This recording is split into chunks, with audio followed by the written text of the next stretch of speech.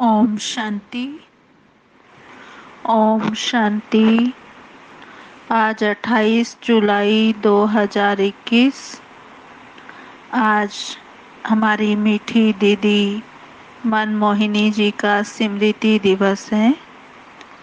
स्मृति दिवस पर आज भी हम आपको दीदी की विशेषताएं सुनाएंगे, लेकिन उससे पहले हम सुनते हैं आज बाप दादा के महावाक्य। बाबा कहते हैं, मीठे बच्चे, ये पुरुषोत्तम बनने का संगम युग है। इसमें कोई भी पाप कर्म नहीं करना है। ये पुरुषोत्तम बनने का संगम युग है। इसमें कोई भी पाप कर्म नहीं करना है। प्रश्न: संगम पर तुम बच्चे सबसे बड़ा पुण्य कौन सा करते हो? संगम पर तुम बच्चे सबसे बड़ा पुण्य कौन सा करते हो? उत्तर: स्वयं को बाप के हवाले कर देना, अर्थात संपूर्ण स्वाहा हो जाना, ये है सबसे बड़ा पुण्य। अभी तुम ममत्व मिटाते हो, बाल बच्चे घर बार सबको भूलते हो। यही तुम्हारा व्रत है। आप मुए मर गई दुनिया। अभी तुम विकारी संबंधों से मुक्त होते हो। गीत है जले ना क्यों परवाना। ओम शांति। बाबा कहते, ये सब भक्ति मार्ग में बाप की महिमा करते हैं। ये है परवानों की क्षमा के लिए महिमा। जबकि बाप आए हैं तो क्यों ना जीते जी उनके बन जाएं। जीते जी कहा ही उनको जाता है जो एडॉप्ट करते हैं। पहले तुम आसुरी परिवार के थे, अब तुम ईश्वरीय परिवार के बने हो। जीते जी ईश्वर ने आकर तुमको एडॉप्ट किया है, जिसको फिर शरणागति कहा जाता है। गाते हैं ना, शरण पड़ी मैं तेरे। अब प्रभु की शरण तब पड़े जबकि वह आए, अपनी ताकत दिखाए, जलवा दिखाए। वही सर्वशक्तिमान है ना, बरोबर उनमें कशिश भी है ना। सब कुछ छुड़ा देते हैं। बरोबर जो बाप के बच्चे और बच्चियां बनती हैं, वह आसुरी संप्रदाय के संबंध से तंग हो जाते हैं। कहते हैं, बाबा कब यह संबंध छूटेंगे? यहाँ यह पुराना संबंध भुलाना पड़ता है। आत्मा जब देह से अलग हो जाती है तो बंधन खलास हो जाते हैं। इस समय तुम जानते हो सबके लिए मौत है, और यह जो बंधन है ये सब विकारी है। अब बच्चे निर्विकारी संबंध चाहते हैं। निर्विकारी संबंध में थे, फिर विकारी संबंध में पड़े, फिर हमारा निर्विकारी संबंध होगा। ये बातें और किसकी बुद्धि में नहीं होती।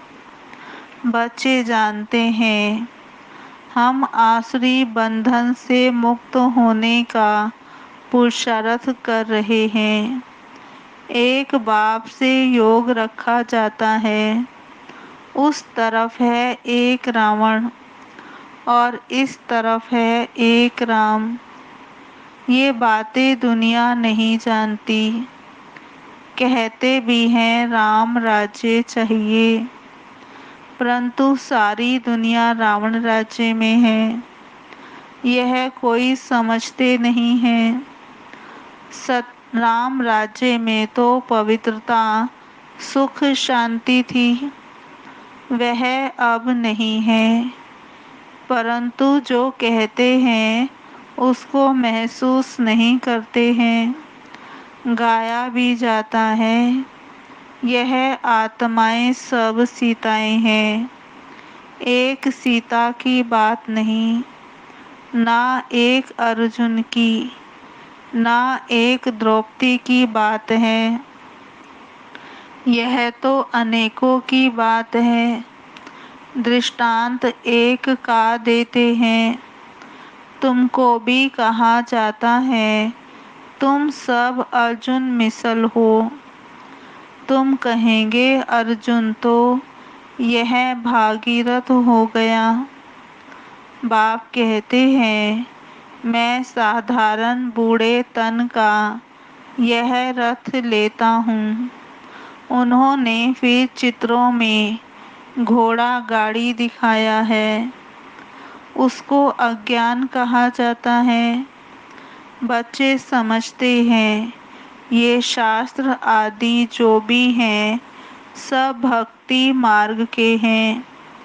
यह बातें कोई समझ ना सके जब तक 7 रोज समझने का कोर्स ना लें। भक्ति अलग है, ज्ञान भक्ति और वैराग्य कहते हैं ना। वास्तव में सन्यासियों का वैराग्य कोई सच्चा नहीं है। वह तो जंगल में जाकर फिर आकर शहरों में निवास बनाकर बड़े बड़े मकान आदि बनाते हैं। सब कहते हैं हमने घर बार छोड़ा है। बाबा कहते तुम्हारा है सारी पुरानी दुनिया से वैराग्य। यथार्थ बात यह है, वह है हद की बात। इसलिए उनको हठ योग, हद का वैराग्य कहा जाता है। बाबा ने कहा तुम बच्चे जानते हो ये पुरानी दुनिया अब खत्म होनी है, इसलिए जरूर इससे वैराग्य आना चाहिए। बुद्धि भी कहती है नया घर बनता है तो पुराने को तोड़ा जाता है। तुम जानते हो अभी तैयारी हो रही है, कलयुग के बाद फिर सतयुग जरूर आएगा। अभी यह है पुरुषोत्तम संगम युग। पुरुषोत्तम मास भी होता है, तुम्हारा है पुरुषोत्तम युग। पुरुषोत्तम मास में दान पुण्य आदि करते हैं और इस पुरुषोत्तम युग में तुम सर्वस्व स्वाहा कर लेते हो। जानते हो ये सारी दुनिया ही स्वाहा होनी है, तो सारी दुनिया का सर्वस्व स्वाहा होने के पहले हम अपने को क्यों ना स्वाहा करें। इसका तुमको कितना ना पुण्य मिलेगा। वह है हद का पुरुषोत्तम मास और यह तो बेहद की बात है। पुरुषोत्तम मास में बहुत कथाएं सुनते हैं, व्रत नियम रखते हैं। तुम्हारा तो बड़ा भारी व्रत है। तुम्हारे भल बाल बच्चे घर बार आदि सब हैं, परंतु दिल से ममत्व मिट गया है। आप मुए मर गई दुनिया। तुम जानते हो ये सब खत्म हो जाएंगे। हम बाप के बने हैं पुरुषोत्तम बनने के लिए। सर्व पुरुषों में अर्थात मनुष्यों में उत्तम पुरुष ये लक्ष्मी नारायण सामने खड़े हैं। इनसे उत्तम कोई भी मनुष्य हो नहीं सकता। लक्ष्मी नारायण विश्व के मालिक थे। तुम आए हो ऐसे पुरुषोत्तम बनने। सभी मनुष्य मात्र सद्गति को पाते हैं। मनुष्यों की आत्मा पुरुषोत्तम बन जाती है तो फिर उनके रहने का स्थान भी ऐसा उत्तम होना चाहिए। जैसे प्रेसिडेंट सबसे ऊंच पद पर है तो उनको रहने के लिए राष्ट्रपति भवन मिला है। कितना बड़ा महल बगीचा आदि है। तो यह हुई यहाँ की बात। बाबा ने कहा, राम राज्य को तुम जानते हो। बाबा कहते, तुम सतयुगी पुरुषोत्तम बनते हो, फिर यह कलयुगी पुरुषोत्तम रहेंगे नहीं। तुम सतयुगी पुरुषोत्तम बनने के लिए पुरुषार्थ कर रहे हो। तुम जानते हो हमारे महल कैसे बने हुए होंगे।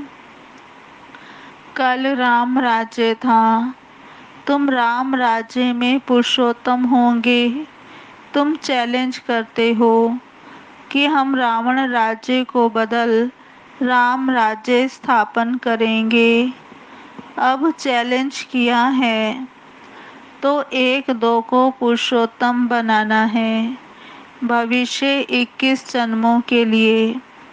देवताओं की महिमा गाते हैं, सर्वगुण संपन्न, 16 कला संपूर्ण, संपूर्ण निर्विकारी, मर्यादा पुरुषोत्तम, डबल अहिंसक, अहिंसा परमो देवी देवता धर्म। तुम जानते हो और कोई मनुष्य नहीं जानते। तुम दूसरे जन्म में पुरुषोत्तम बनेंगे, फिर इस रावण राज्य का कोई नहीं रहेगा। अभी तुमको सारा ज्ञान है, अब रावण राज्य ही खत्म होना है। आजकल तो समय का भी कोई भरोसा नहीं है। अकाले मृत्यु हो जाती है अथवा किसकी दुश्मनी हुई तो उड़ा देते हैं। बाबा कहते, तुमको तो कोई उड़ा ना सके। तुम अविनाशी पुरुषोत्तम हो, यह है विनाशी, सो भी रावण राज्य में। इनको तुम्हारे देवी राज्य का पता ही नहीं है।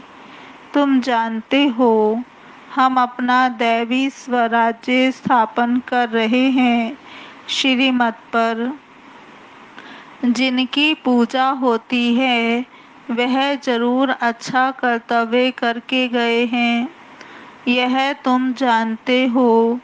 देखो जगदम्बा की कितनी पूजा है। अब ये है ज्ञान ज्ञानेश्वरी। तुम जगत अम्बा की बच्चियां हो। ज्ञान ज्ञानेश्वरी और राज राजेश्वरी, दोनों में उत्तम कौन? ज्ञान ज्ञानेश्वरी के पास जाकर अनेक प्रकार की मनोकामनाएं सुनाते हैं, अनेक चीजें मांगते हैं। जगदम्बा के मंदिर और लक्ष्मी नारायण के मंदिर में बहुत फर्क है। जगदम्बा का मंदिर बहुत छोटा है। छोटी जगह में भीड़ मनुष्य पसंद करते हैं। श्रीनाथ के मंदिर में भी बहुत भीड़ होती है। कपड़े का सोटा लगाते रहते हैं हटाने के लिए। कलकत्ते में काली का मंदिर कितना छोटा है। अंदर बहुत तेल और पानी रहता है। अंदर बड़ी खबरदारी से जाना पड़ता है। बहुत भीड़ रहती है। लक्ष्मी नारायण का मंदिर तो बहुत बड़ा होता है। जगदम्बा का छोटा क्यों? गरीब है ना, तो मंदिर भी गरीबी का है। और लक्ष्मी नारायण साहूकार है तो मंदिर भी बड़ा है। लेकिन मंदिर में कब मेला लगता नहीं है और जगदम्बा के मंदिर पर बहुत मेले लगते हैं। बाहर से बहुत लोग आते हैं। महालक्ष्मी का भी मंदिर है, ये भी तुम जानते हो। इसमें लक्ष्मी भी है तो नारायण भी है। उनसे सिर्फ धन मांगते हैं क्योंकि वह धनवान बनी है ना। यहाँ तो है अविनाशी ज्ञान रतन। धन के लिए लक्ष्मी के पास जाते हैं, बाकी अनेक आशाएं रख जगदम्बा के पास जाते हैं। तुम जगत अम्बा के बच्चे हो, सबके बच्चे हो। सबकी मनोकामनाएं 21 जन्मों के लिए तुम पूरी करते हो। एक ही महामंत्र से सब मनोकामनाएं 21 जन्म के लिए पूरी हो रही हैं। दूसरे जो भी मंत्र आदि देते हैं उनमें कुछ अर्थ नहीं है। बाप समझाते हैं यह मंत्र भी तुमको क्यों देता हूँ, क्योंकि तुम पतित हो ना। मामेकम याद करेंगे तब ही पावन बनेंगे। यह सिवाय बाप के आत्माओं को कोई कह न सके। इससे सिद्ध होता है यह सहज राजयोग एक ही बाप सिखलाते हैं, मंत्र भी वही देते हैं। 5000 वर्ष पहले भी मंत्र दिया था, ये स्मृति आई है। अभी तुम सम्मुख बैठे हो, क्राइस्ट होकर गया, फिर उनका बाइबल पढ़ते रहते हैं। वह क्या करके गए? तो कहेंगे धर्म की स्थापना करके गए। तुम जानते हो शिव बाबा क्या करके गए, कृष्ण क्या करके गए। कृष्ण तो सतयुग का प्रिंस था, जो ही फिर नारायण बना, फिर पुनर्जन्म लेते आए हैं। शिव बाबा भी कुछ करके गए हैं, तब तो उनकी इतनी पूजा आदि होती है। अभी तुम जानते हो राजयोग सिखाकर शिव बाबा गए हैं, जिस राजयोग से भारत को स्वर्ग बनाकर गए हैं। माना ये भारत स्वर्ग राजयोग से ही बन रहा है। जिस स्वर्ग का पहला नंबर मालिक खुद नहीं बने, वह तो श्री कृष्ण बना। जरूर कृष्ण की आत्मा को पढ़ाया, अब तुम समझ गए हो। कृष्ण की वंशावली तुम बैठे हो। राजा रानी को मात पिता अन्नदाता कहते हैं। राजस्थान में भी राजा को अन्नदाता कहा जाता है। राजाओं की कितनी मान्यता होती है। आगे सब शिकायतें राजा के पास आती थी, दरबार लगती थी। कोई भूल करते थे तो बहुत पछताते थे। आजकल तो जेल बर्ड्स बहुत हैं, घड़ी घड़ी जेल में जाते हैं। अभी तुम बच्चों को गर्भ जेल में भी नहीं जाना है, तुमको तो गर्भ महल में आना है। इसलिए बाप को याद करो, तो विकर्म विनाश होंगे, फिर कब गर्भ जेल में नहीं जाएंगे। वहाँ पाप होता नहीं, सब गर्भ महल में रहते हैं। सिर्फ कम पुरुषार्थ के कारण पद कम पाते हैं। ऊंच पद वालों को सुख भी बहुत रहता है। यहाँ तो सिर्फ 5 वर्ष के लिए गवर्नर प्रेसिडेंट मुकर्रर होते रहते हैं। तुम समझा सकते हो कि भारत ही दैवी राजस्थान बना। अभी तो ना राजस्थान है और ना राजा रानी है। आगे कोई गवर्नमेंट को पैसा देते थे तो महाराजा महारानी का टाइटल मिल जाता था। यहाँ तुम्हारी तो है पढ़ाई। राजा रानी कब पढ़ाई से नहीं बनते हैं। तुम्हारी एम ऑब्जेक्ट है। इस पढ़ाई से तुम विश्व का महाराजा महारानी बनते हो, राजा रानी भी नहीं। राजा रानी का टाइटल त्रेता से शुरू होता है। तुम अभी ज्ञान ज्ञानेश्वरी बनते हो, फिर राज राजेश्वरी बनेंगे। कौन बनाएंगे? ईश्वर। कैसे? राजयोग और ज्ञान से। बाबा ने कहा राजाई के लिए बाप को याद करना है। बाप तुमको स्वर्ग का मालिक बनाते हैं। ये तो बहुत सहज है ना। हेवन स्थापन करने वाला है ही गॉड फादर। हेवन में तो हेवन की स्थापना नहीं करेंगे, जरूर उन्हों को संगम पर पद मिलता है, इसलिए इसको सुहावना कल्याणकारी संगम युग कहा जाता है। बाप कितना बच्चों का कल्याण करते हैं, जो स्वर्ग का मालिक बनाते हैं। कहते भी हैं परम पिता परमात्मा नई दुनिया रचते हैं, परंतु उसमें कौन राज्य करते हैं यह किसको पता नहीं है। तुम समझते हो राम राज्य किसको कहा जाता है। उन्होंने तो राम राज्य को लाखों वर्ष दे दिए हैं, कलयुग को 40,000 वर्ष दे दिए हैं। बाप कहते हैं मैं आता ही हूँ संगम पर, आकर ब्रह्मा द्वारा विष्णुपुरी की स्थापना करता हूँ। सत्यनारायण की कथा भी यह है। सतयुग में तुम लक्ष्मी नारायण सर्वगुण संपन्न बनते हो, फिर कला कम होती जाती है। नया झाड़ तब कहा जाता है जबकि स्थापना होती है। नया मकान बनता है तो नया कहेंगे। तुम भी सतयुग में आएंगे तो नई राजधानी होगी, फिर कला कम होती जाती है, स्थापना यहाँ होती है। ये वंडरफुल बातें कोई की बुद्धि में नहीं है, तो बाप ने समझाया है कि सभी आत्माओं के लिए यह युग है पुरुषोत्तम बनने का।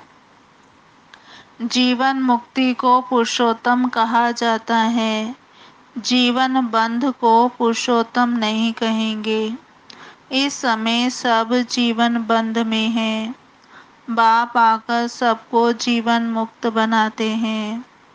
तुम आधा कल्प जीवन मुक्त होंगे, फिर जीवन बंध। यह तुम समझते हो। तुम्हारा व्रत नियम क्या है? बाबा ने आकर व्रत रखवाया है। खान पान की बात नहीं, सब कुछ करो, सिर्फ एक बाप को याद करो और पवित्र बनो। पुरुषोत्तम मास में बहुत करके पवित्र भी रहते हैं। वास्तव में इस पुरुषोत्तम युग का मान है, तो तुमको कितनी खुशी कितना नशा होना चाहिए।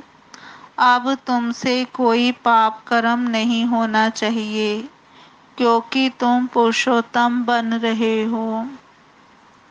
अच्छा मीठे मीठे सिकिलधे बच्चों प्रति माता पिता बाप दादा का याद प्यार गुड मॉर्निंग। रूहानी बाप की रूहानी बच्चों को नमस्ते। हम रूहानी बच्चों की रूहानी बाप दादा को याद प्यार गुड मॉर्निंग नमस्ते नमस्ते नमस्ते। अच्छा जी, ओम शांति। अब सुनते हैं आज की मुरली की मुख्य पॉइंट। पहला है, इस पुरुषोत्तम युग में जीवन मुक्त बनने के लिए पुण्य कर्म करने हैं। इस पुरुषोत्तम युग में जीवन मुक्त बनने के लिए पुण्य कर्म करने हैं, पवित्र जरूर रहना है। घर बार आदि सब होते दिल से ममत्व मिटा देना है। घर बार आदि सब होते दिल से ममत्व मिटा देना है। दूसरा पॉइंट है, श्रीमत पर अपने तन मन धन से दैवी राज्य स्थापन करना है। श्रीमत पर अपने तन मन धन से दैवी राज्य स्थापन करना है। पुरुषोत्तम बनाने की सेवा करनी है। पुरुषोत्तम बनाने की सेवा करनी है। आज का वरदान है, ऑलमाइटी बाप की अथॉरिटी से हर कार्य को सहज करने वाले सदा अटल निश्चय बुद्धि भव। ऑलमाइटी बाप की अथॉरिटी से हर कार्य को सहज करने वाले सदा अटल निश्चय बुद्धि भव। विस्तार है, हम सबसे श्रेष्ठ ऑलमाइटी बाप की अथॉरिटी से सब कार्य करने वाले हैं। हम सबसे श्रेष्ठ ऑलमाइटी बाप की अथॉरिटी से सब कार्य करने वाले हैं। ये इतना अटल निश्चय हो जो कोई टाल ना सके। इससे कितना भी कोई बड़ा कार्य करते अति सहज अनुभव करेंगे। जैसे आजकल साइंस ने ऐसी मशीनरी तैयार की है जो कोई भी प्रश्न का उत्तर सहज ही मिल जाता है, दिमाग चलाने से छूट जाते हैं। ऐसे ऑलमाइटी अथॉरिटी को सामने रखेंगे तो सब प्रश्नों का उत्तर सहज मिल जाएगा और सहज मार्ग की अनुभूति होगी। आज का स्लोगन, एकाग्रता की शक्ति परवश स्थिति को भी परिवर्तन कर देती है। एकाग्रता की शक्ति परवश स्थिति को भी परिवर्तन कर देती है। अच्छा जी, ओम शांति। अब सुनते हैं आज की मुरली के स्वमान। पहला, मैं आत्मा परवाना हूँ। मैं आत्मा परवाना हूँ। दूसरा स्वमान, मैं आत्मा ईश्वरीय परिवार का हूँ। मैं आत्मा ईश्वरीय परिवार का हूँ। तीसरा, मैं आत्मा निर्विकारी हूँ। मैं आत्मा निर्विकारी हूँ। चौथा, मैं आत्मा अर्जुन हूँ। मैं आत्मा अर्जुन हूँ। पांचवा, मैं पुरानी दुनिया से वैराग्य धारण करने वाली आत्मा हूँ। मैं पुरानी दुनिया से वैराग्य धारण करने वाली आत्मा हूँ। छठा स्वमान, मैं अपना सर्वस्व स्वाहा कर रही हूँ। मैं अपना सर्वस्व स्वाहा कर रही हूँ। सातवां स्वमान, मैं आत्मा पुरुषोत्तम हूँ। मैं आत्मा सतयुगी पुरुषोत्तम बन रही हूँ। आठवां स्वमान, मैं आत्मा ज्ञान ज्ञानेश्वरी राज राजेश्वरी हूँ। मैं आत्मा ज्ञान ज्ञानेश्वरी राज राजेश्वरी हूँ। नौवां स्वमान, मैं आत्मा जीवन मुक्त हूँ। मैं आत्मा जीवन मुक्त हूँ। 10वां, मैं आत्मा अटल निश्चय बुद्धि हूँ। मैं आत्मा अटल निश्चय बुद्धि हूँ। 12वां स्वमान, मैं एकाग्रता की शक्ति को धारण करने वाली आत्मा हूँ। मैं एकाग्रता की शक्ति को धारण करने वाली आत्मा हूँ। अच्छा जी, ओम शांति। अब सुनते हैं आज की दीदी मनमोहिनी की विशेषता। 24वीं विशेषता है, अपकारी पर भी उपकार की भावना।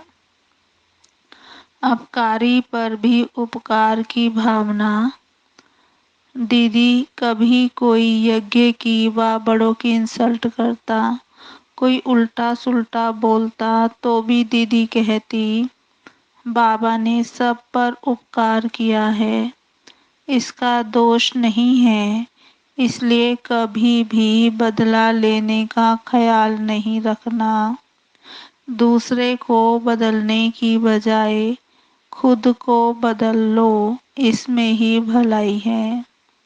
दीदी ऐसे अपकारियों पर उपकार की भावना रखती थी। 25वां पॉइंट, सदा शुभ भावना, शुभ कामना संपन्न संकल्प। दीदी ने स्वयं प्रति सर्व कामनाएं समाप्त कर सभी के लिए शुभ कामनाएं रखी। हर एक के प्रति दीदी की सदा यही शुभ भावना रहती कि यह केवल ब्रह्मा कुमार कुमारी नहीं, लेकिन सच्चा तपस्वी कुमार तपस्वी कुमारी बने, तपस्या के बल से अपने पुराने संस्कारों को परिवर्तन करे।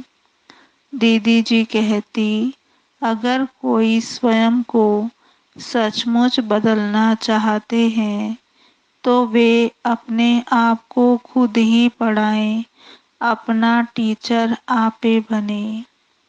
अच्छा जी, ओम शांति। अभी हम 10 मिनट बाबा को याद करेंगे। ओम शांति।